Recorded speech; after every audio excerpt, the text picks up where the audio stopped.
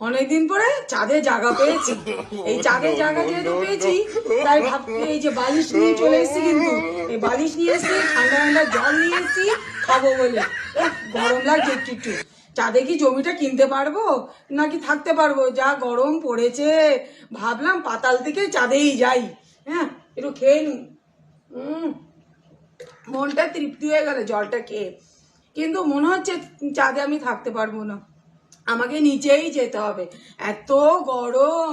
বালিশ টালিশ নিয়ে রেডি ছিলাম, পাশে আরো টুপলাপ টুপলি নিয়েছি, ভাবছি একটু চানাচুর ফানাচুর একটু ঝালমুড়ি টালমুড়ি মেখে টেকে একটু সুন্দর করে জুত করে খাবো।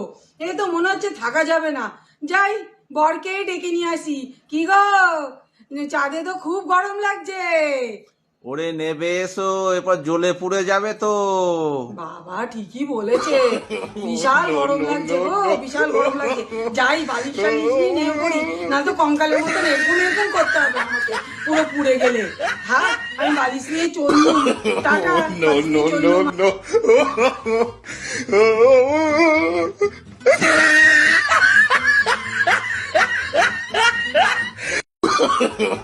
no, no, no, no.